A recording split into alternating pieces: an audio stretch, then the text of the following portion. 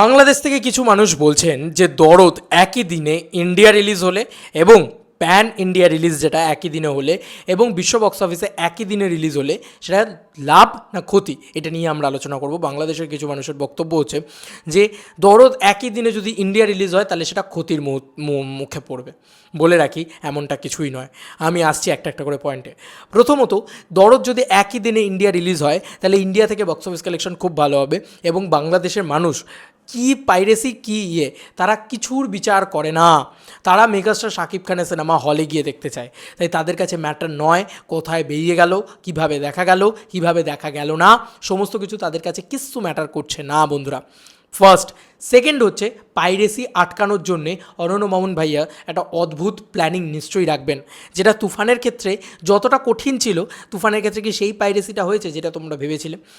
এটা কিন্তু আরও কঠিন হবে দরদের ক্ষেত্রে। কেন বলছি? কারণ অনন্য মামুন ভাইয়া কিন্তু প্রচণ্ড স্ট্রং হচ্ছেন দরদের জন্য, কারণ উনি প্যান ইন্ডিয়া ছবি নির্মাণ করতে চলেছেন বা করেছেন, এতগুলো ভাষায় রিলিজ করছেন, তাই উনি স্ট্রংলি এই পুরো বিষয়টা দেখবেন যাতে কোনোভাবে এই ছবি পাইরেসি না হয়। এটা প্রথম। সেকেন্ড হচ্ছে এই একই দিনে গোটা বিশ্বে রিলিজ হলে কিন্তু একটা মারাত্মক রেসপন্স দরদ ছবিটা পেতে চলেছে। দেখো, একটা জিনিস তো মানতেই হবে, মালয়েশিয়াতে যদি এই তুফান ছবিটা 17 তারিখেই রিলিজ হতো, মালয়েশিয়া বক্স অফিস থেকে আরও মারাত্মক বিজনেস করতো, তাই তো? কিন্তু সেটা কিন্তু রিলিজ হতে হতে অনেকটা দেরি হলো। একই দিনে হলে কি হবে, সব জায়গায় সমানভাবে প্রমোশন হবে আর সমান জায়গায় same hype, same intact, same ওই এক্সাইটমেন্টটা থাকবে। এমনটা হবে না যে বাংলাদেশের মানুষজনেরা দেখে দিলেন তারা যা নয় তাই, মানে এমন অনেক মানুষ আছে বাংলাদেশের সৎ মানুষ প্রচুর আছেন, প্রচুর সৎ মানুষ আছেন, কিন্তু নেগেটিভ পার্সনও প্রচুর আছেন যারা সিন তুলে ছেড়ে দিচ্ছেন। এমনটা হচ্ছে, তাহলে এটাকে পাইরেসি ছাড়া তুমি কি বলবে? বা এমনটা অনেক মানুষ আছে যারা হয়তো কিছু স্পয়লার দিয়ে দিচ্ছেন, সেটা হবে না। কিন্তু একসাথে একই যোগে গোটা বিশ্ব ওই সিনেমাটাকে এক্সপিরিয়েন্স করতে পারবে একই দিনে। সবাই কিন্তু প্রথম দিন দেখতে যাবে এবং একসাথে হাইপটা ক্রিয়েট হবে, একসাথে বার্স্টটা ক্রিয়েট হবে সারা বিশ্বে, যেটা প্রচণ্ডভাবে গ্রো করবে বিশ্ব বক্স অফিসকেও, যেটা প্রচণ্ডভাবে গ্রো করবে ইন্ডিয়ান বক্স অফিসকেও। আগেও বলেছি তুফানের থেকে কিন্তু অনেক বেটার চলবে দরদ প্যান ইন্ডিয়াতে, কারণ এটা 6টা ভাষায় রিলিজ হতে চলেছে গোটা ইন্ডিয়া জুড়ে। ঠিক আছে, মানে এই ইন্ডিয়াতে এবার কিন্তু খুব নজরদারি দিয়ে দেখা হচ্ছে, কারণ ইন্ডিয়া একটা বিরাট বড় দেশ।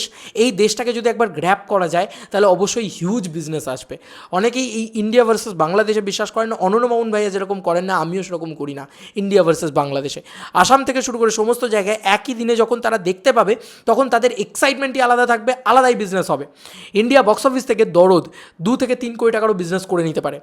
মানে আমি ওভারঅল বলছি, প্যান ইন্ডিয়া এবং ওয়েস্ট বেঙ্গল বক্স অফিস মিলিয়ে 2 থেকে 3 কোটি টাকা বিজনেস করে দিতে পারে। আর বলে রাখি, যেহেতু পাইরেসি রুখে দেওয়া হবে, পাইরেসিকে কোনোভাবেই অ্যাটাক করা যাবে না এই ছবিটাকে, সেহেতু এই সিনেমাটা কিন্তু বাংলাদেশ বক্স অফিস থেকে দাপিয়ে বিজনেস করবে। মানে 40-50 কোটি টাকা কোনো ব্যাপারই না, এই ছবিটা হয়তো বাংলাদেশ বক্স অফিস থেকে আরামসে মেরে দিতে পারে। ইয়েস বন্ধুরা, ঠিকই শুনছো, এটা প্রিয়তমা তুফানের রেকর্ডও ব্রেক করে দিতে পারে। এটা হতেই পারে, শুধুমাত্র এই বাংলাদেশ বক্স অফিস তো আতুর ঘর, আমরা তো জানি ওই জায়গাটাতে ফাটিয়ে বিজনেস করবে।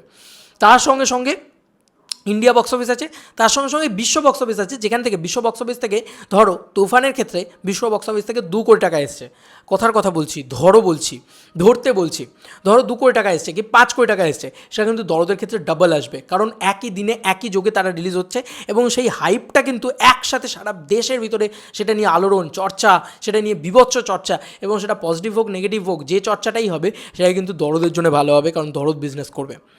এবং বাংলাদেশের মানুষজন হিউজ সাপোর্টিভ, এটা আমরা সবসময় জানি। বাংলাদেশের মানুষজন বাংলা ভাষার প্রতি লয়াল, তারা শাকিব খানের প্রতি লয়াল, তাই শাকিব খানের সিনেমা সেখানে হিউজ বিজনেস করবে, এটা নিয়ে কোনো সন্দেহ নেই। তাই দরদ এই যে একই যোগে, মানে একই দিনে প্যান ইন্ডিয়া রিলিজ এবং বিশ্বব্যাপী রিলিজ হলে উল্টে লাভ হবে, ক্ষতি নয়।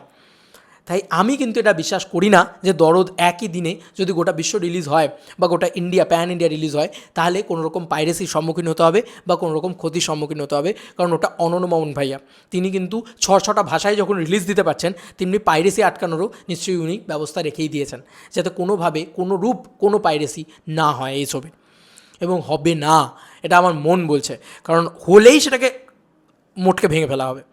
তো এটা হচ্ছে একটা বড় বিষয়। তো যাই হোক, এবার দেখা যাক, দরদ আসছে, খুবই এক্সাইটেড আমরা দরদ নিয়ে। তোমাদের কার কি মতামত এই এন্টার ভিডিওটাকে নিয়ে জানিও কমেন্ট সেকশনে। চলো বন্ধুরা, নতুন কোনো ভিডিওতে দেখা হবে, বাই।